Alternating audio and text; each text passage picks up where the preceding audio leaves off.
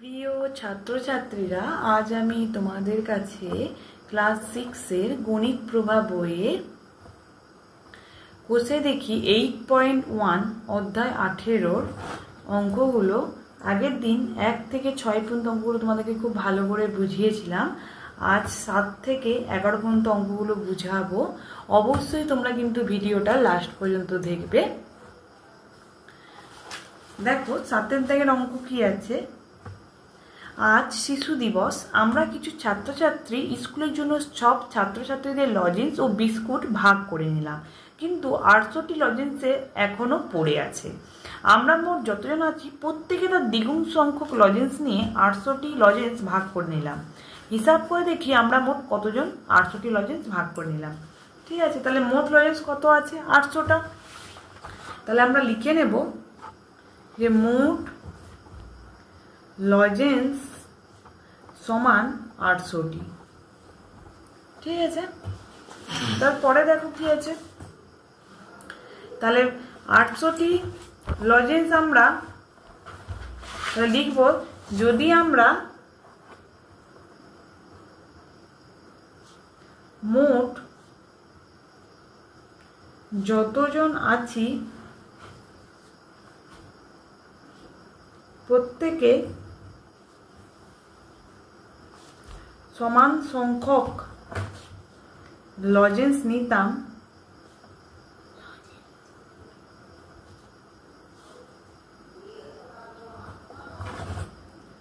তবে মোট লজেন্স লাগতো সমান কত? 800টি। দ্বিগুণ, তাই 2 দিয়ে ভাগ হবে। টি সমান কত? 400টি। কারণ কেন বলছে? কারণ দ্বিগুণ সংখ্যক বলছে, দেখছো, দ্বিগুণ সংখ্যক লজেন্স সমান ভাগে ভাগ করে দিচ্ছে। ঠিক আছে, দ্বিগুণ মানে আমরা জানি 2।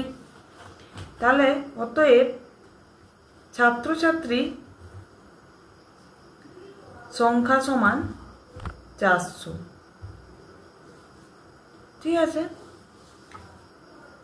তা 400টা দেখো আমরা ভেঙে নেব। 2 দুগুণে 400, 2 100, 2 50, 2 25, 5 5 25। তাহলে 2 গুণিতক 2 গুণিতক 2 গুণিতক 2 গুণিতক 5 গুণিতক 5। তাহলে দুটা 2 আছে, একটা 2 লিখবো, দুটা 2 আছে, একটা 2 লিখবো, দুটা 5 আছে, একটা 5, 4 20টি। ঠিক আছে, তাহলে আমাদের কিন্তু অতএব দিয়ে অবশ্যই উত্তর লিখতে হবে। তাহলে আমরা মোট কতজন না, আমরা মোট ছাত্রছাত্রীর সংখ্যা যেহেতু বলেছে জন হবে, আমরা মোট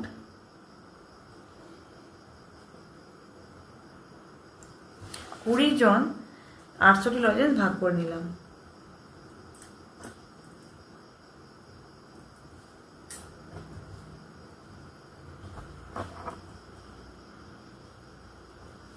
ঠিক আছে, দেখো বা 8এরটা তোমাকে পড়ে শুনিয়ে দেব। আটলা গ্রামের শফিকুল চাচা তার জমিতে লাগাবার জন্য 780টি পেঁপের চারা এনেছেন। ঠিক করেছেন যে যতগুলি সাইজে চারা লাগাবেন প্রতি সাইজে ঠিক ততগুলি করেই চারা থাকবে। কিন্তু এভাবে চারা লাগাতে গিয়ে তিনি দেখলেন যে 4টি চারা কম পড়েছে। শফিকুল কতগুলি সারিতে চারা লাগাবেন ঠিক করেছেন। বুঝতে নিশ্চয়ই পাচ্ছ, মোট পেঁপে চারা কত? 780টি। কিন্তু যতগুলি সাইজে চারা লাগাবে প্রতি সাইজে ঠিক ততগুলি করেই চারা থাকবে। ঠিক আছে, কিন্তু এইভাবে চারা লাগাতে গিয়ে তিনি দেখলেন কত? 4টি চারা লাগানোর সময় মানে হচ্ছে কম পড়ে যাচ্ছে। ঠিক আছে, তার মানে কি মোট কটা ছিল? তার মানে 4টা চারা কম পড়ে যাচ্ছে, কম পড়ছে তার চারা লাগাতে গিয়ে। তার মানে কি মোট নিশ্চয়ই 780-র সঙ্গে 4 যোগ করে 784টি চারা ছিল, সেখান থেকে 4টা চারা কম পড়ছে। মানে এটা কি করতে হবে? যোগ করতে হবে। তাহলে মোট পেঁপে চারা কত ছিল না, মোট পেঁপে চারা সমান 780টি। ঠিক আছে, এবার কি বলছে? যতগুলি সারি প্রতি সারিতে চারা লাগালে চারার দরকার লাগবে, তাহলে কত না, যতগুলি সারি ছিল প্রতি সারিতে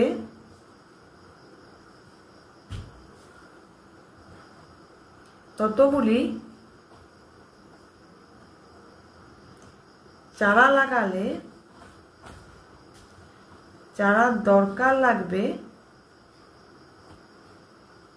সমান কত 780, আর 4টা চারা কম পড়ছে, মানে আগে 4টা চারা নিশ্চয়ই ছিল, লাগাতে গিয়ে তার হচ্ছে মানে মাটি হচ্ছে হয়তো লাগাতে গিয়ে দেখছে যে 4টা চারা কম পড়ছে নাকি বেড়ে গেছে সেখানে, মানে কি 784টি। ঠিক আছে, তাহলে অতএব আমরা কি দেখব যে কতগুলি সাইজে চারা লাগাবেন, তাহলে অতএব সারির সংখ্যা 784। 784কে আমরা ভাঙবো,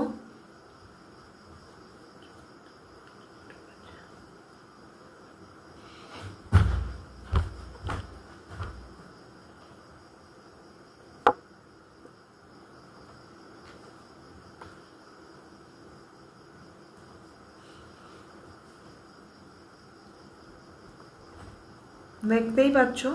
তাহলে দুটো 2 আছে, একটা 2 নিব, দুটো 2 আছে, একটা 2 নিব, দুটো 7 আছে, একটা 7 নেব, 4 7 4 28টি।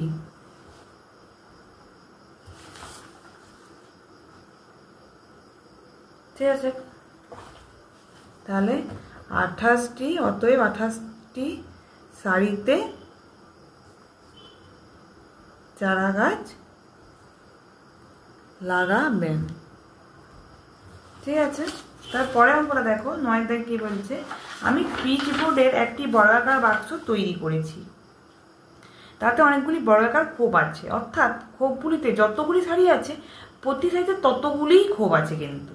ঠিক আছে, আমার ভাই প্রতি খোপে একটি 5 টাকার মুদ্রা, একটি 2 টাকার মুদ্রা ও একটি 1 টাকার মুদ্রা রেখেছে, প্রতিটা খোপে কিন্তু, যে একটা খোপে 5 টাকার মুদ্রা রেখো না, প্রতিটা খোপেই 5 টাকার মুদ্রা একটা রাখছে, একটা 2 টাকার মুদ্রা রাখছে, একটা 1 টাকার মুদ্রা রাখছে। ভাই যদি মোট 1152 টাকা রেখে থাকে তবে আমার তৈরি পিচ বোর্ডে বাক্সের প্রতি সারিতে কতগুলি খোপ আছে। তাহলে ভাই মোট কত টাকা রেখেছে? 1152 টাকা। তাহলে আমরা লিখে নেব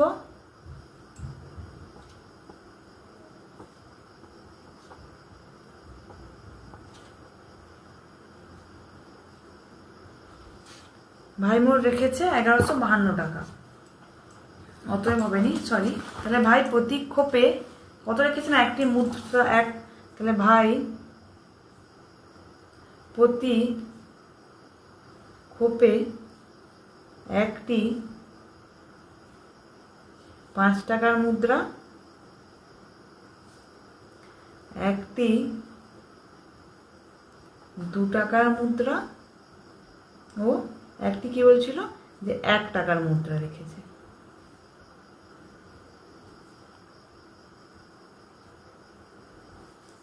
তাহলে অর্থাৎ প্রতি খোপে মোট কত আমাকে সেটা আগে বের করে নিতে হবে। তাহলে অর্থাৎ প্রতিটি খোপে মোট টাকা সমান 5 টাকার মুদ্রা একটা ছিল, একটা 2 টাকার ছিল, একটা 1 টাকার ছিল, 8 টাকা। ঠিক আছে, তাহলে প্রতিটা খোপে যদি 8 টাকা করে রাখে তাহলে খোপের সংখ্যা কত? তাহলে প্রতিটি খোপে 8 টাকা রাখলে, প্রতিটি খোপে যদি 8 টাকা করে রাখা হয় তাহলে খোপের সংখ্যা হবে, নিশ্চয়ই বুঝে যাচ্ছ, খোপের সংখ্যা 1100। মোট কত টাকা ছিল? 1152 টাকা। সেখান থেকে 8 ভাগ করে দিলেই যত হবে সেটাই হচ্ছে খোপের সংখ্যা, মানে ততগুলা খোপ ছিল তাতে 8 টাকা করে রাখছে। ঠিক আছে,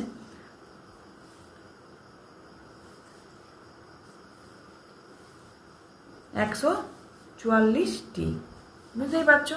তাহলে অর্থাৎ কি বলছে এখানে, কি চাইছে, কতগুলি খোপ আছে, অর্থাৎ প্রতি সারিতে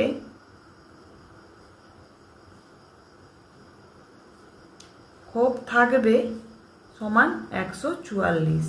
এবার 144কে আমি ভেঙে দেব, 2 7 4,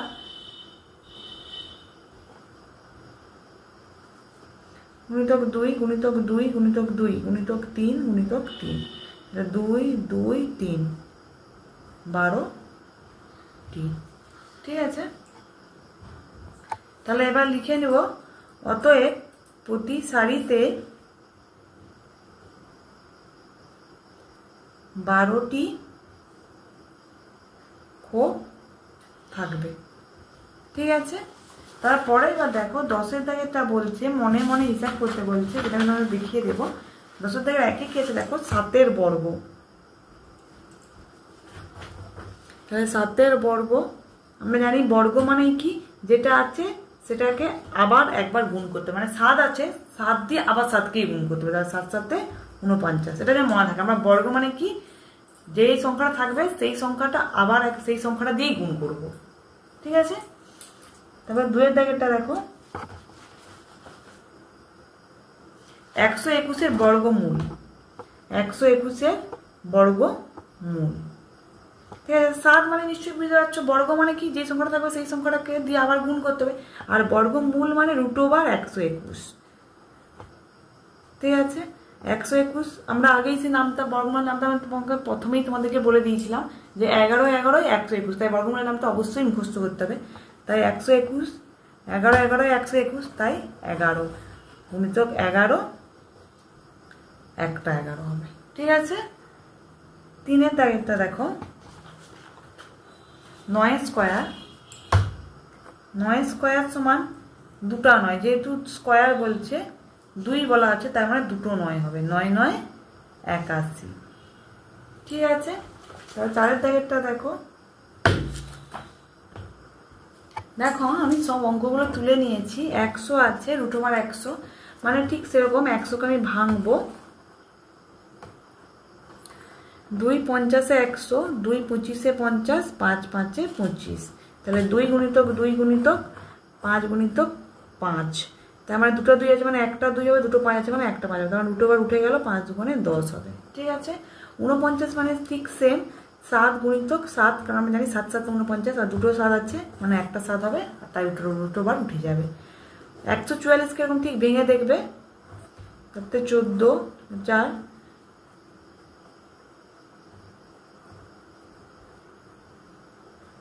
2 গুণিতক 2 গুণিতক 2 গুণিতক 2 তক 3 গুণিতক 3, দুটো 2 আছে একটা 2, দুটো 2 আছে একটা 2, দুটো 3 আছে একটা 3, 12 হবে, ঠিক আছে।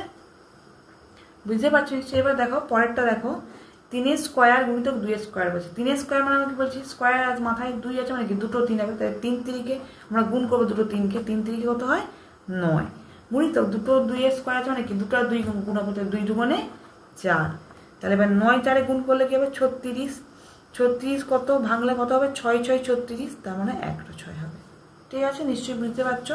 তারপরটা দেখো দুটো 5 আছে, সরি √1 হবে নি, দুটো 5 আছে একটা 5 লিখবো, দুটো 7 আছে একটা 7 লিখবো, তাহলে 5 7-এ 35,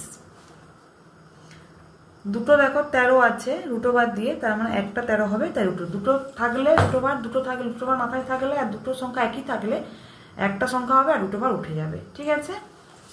তারপরে দেখো 11 দাগের বলছে উৎপাদকের সাহায্যে বর্গমূল নির্ণয় করি। প্রথমেই আছে 169 বর্গমূল করতে বলছে, তার 169 আমার নাম 169 দেখে নেব, 13 13 169, 13 গুণিতক 13 13 হবে, ঠিক আছে। এখানে বর্গমূলের নামটাগুলো অবশ্যই তোমরা কিন্তু মুখস্থ করে দেবে, তাহলে খুব সহজেই অঙ্ক হয়ে যাবে।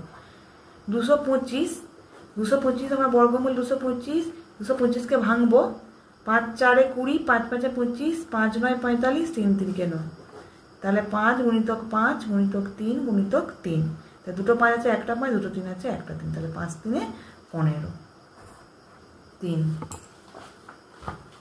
দেখো 4 স্কয়ার প্লাস 3 স্কয়ার আছে, 4 স্কয়ার প্লাস 3 স্কয়ার, 4 স্কয়ার মানে আমরা জানি 4 স্কয়ার মানে আমরা বুঝি যে দুটো 4 গুণ হবে, ঠিক আছে।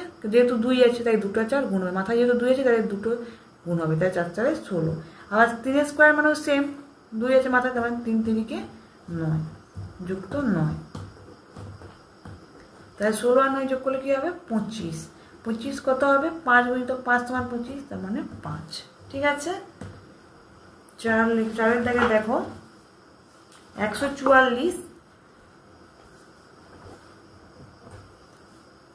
144কে দেখো, আমি আগেই 144কে তোমাদেরকে ভেঙে দেখিয়েছিলাম, 2 7 4, 2 গুণিতক 2 গুণিতক 2 গুণিতক 2 গুণিতক 3 গুণিতক 3, দুটো 2 আছে একটা 2, দুটো 2 আছে একটা 2, দুটো 3 আছে একটা 3, 12 হবে। ঠিক আছে, এটা তো তোমরা যদি বর্গমূলের নামটা পড়তে এতটা ভাঙতে হতো না, কিন্তু 12 বারে 144, 12 লিখে দিলেই হয়ে যেত। 5-এর দাগে দেখো কি আছে, 576।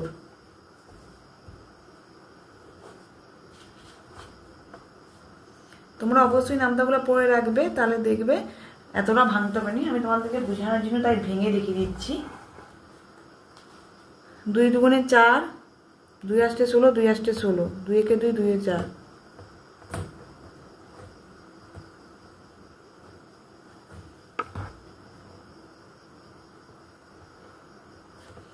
2 গুণিতক 2 গুণিতক 2 গুণিতক 2 গুণিতক 2 গুণিতক 2 গুণিতক 3 গুণিতক 3, দুটা 2 আছে একটা 2, দুটা 2 আছে একটা 2, দুটা 2 আছে একটা 2, 4 4 2 8 3 24। ঠিক আছে, এবার দেখো 6-এর দাগে আমি অঙ্কটা করে দেখাবো তোমাদেরকে। 15 স্কোয়ার প্লাস 20 স্কোয়ার আছে, 15 স্কোয়ার প্লাস 20 স্কোয়ার। আগেই বলছি মাথায় স্কোয়ার থাকলে যেই সংখ্যাটা মাথায় স্কোয়ার থাকবে সেই সংখ্যাটা ডবল বার গুণ হবে। 15 গুণিতক 15 গুণ করলে আমরা জানি 225, যুক্ত 20 গুণিতক 20 সমান কত, 400। এবার এই দুটাকে আমি যোগ করে নেব, তার মানে 625। 625 আমি জানি 25-এর স্কোয়ার, 25 × 25 তোমার 625, কিন্তু তোমাদেরকে বোঝানোর জন্য 625টাকে আমি ভেঙে দেখাবো। 5 একে 5,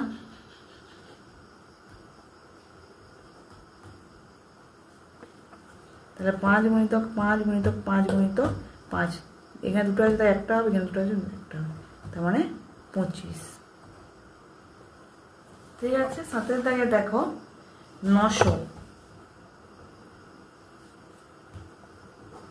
√900, 900কে আমি ভেঙে দেখাবো। আমি জানি 30 30 গুণ করলে 900, আমি ডাইরেক্ট 30 লিখে দিতে পারতাম, কিন্তু তোমাদেরকে বোঝানোর জন্য ভেঙে দেখাবো।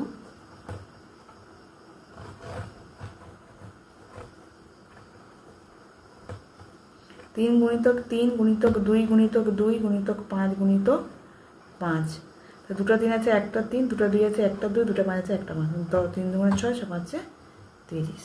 ঠিক আছে, তোমাদের যদি আমার এই ভিডিওটা ভালো লেগে থাকে অবশ্যই লাইক কমেন্ট আর বেশি বেশি করে শেয়ার করে দেবে, যাতে অন্যান্য বন্ধুদেরও দেখতে সুবিধে হয়। আমার ভিডিওগুলো আগে পাওয়ার জন্য অবশ্যই একটা সাবস্ক্রাইব করে রাখবে। ধন্যবাদ।